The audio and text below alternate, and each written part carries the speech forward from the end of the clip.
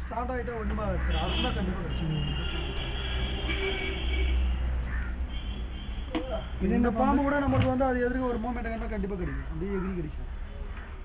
இது என்ன பாம்பு? சுருட்டை பாம்பு. உடம்பாடியே ஃபுல்லாக சுருக்குது பாருங்க. எப்படி கடிச்சிச்சு பார்த்தீங்கன்னா இது போல் அந்த பாம்பெலாம் கடிச்சா அந்த பல்லு மாட்டிக்கும். ஆனால் வந்து உடஞ்சிடும். அதனால தான் எட்டை எடுத்தது. இந்த பாம்பு அதே போல் தான் ஜம்ப் எப்படி எதிர்த்துறதோ அது போல் தான் கிடைக்கும். உடம்போடு உடம்பு உராய்ச்சி தான் சவுண்டு வருது.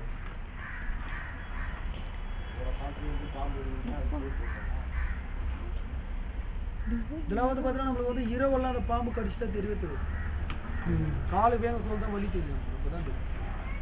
இதெல்லாம் வந்து இருட்டில் வந்தால் தெரியவே தெரியாது. இந்த பாம்பும் சரி அந்த பாம்பு மாலை சுப்பிரமணியனா பேச விட மாட்டேங்க.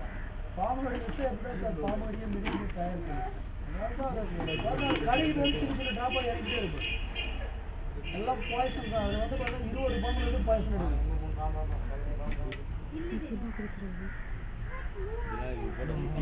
குட்டியில் சார் சைஸ் அவ்வளோதான் சார். அதான் சொல்கிறேன் உண்மையாக அதான் சைஸ். குட்டி கிட்டலாம் வளராது. அதான் பெரிய பாம்பு. இதான் ஃபுல் சைஸ். இதான் சைஸான பாம்பு. இதான் பெரிய பாம்பு. இனத்தில் வந்து இது மேலே பெருசாக வளரும். அதுவே 30 குட்டி போடும். இதுவே 30 குட்டி போடும். அது ப்ரீடிங் டைம் இப்போ அதெல்லாம் வந்து அதுக்கு ஒரு டைம் வரும் சார். ஆடி மாதம் வந்து பார்த்தீங்கன்னா அந்த டைம் தான் வந்து அது சொல்லுவாங்க சார்.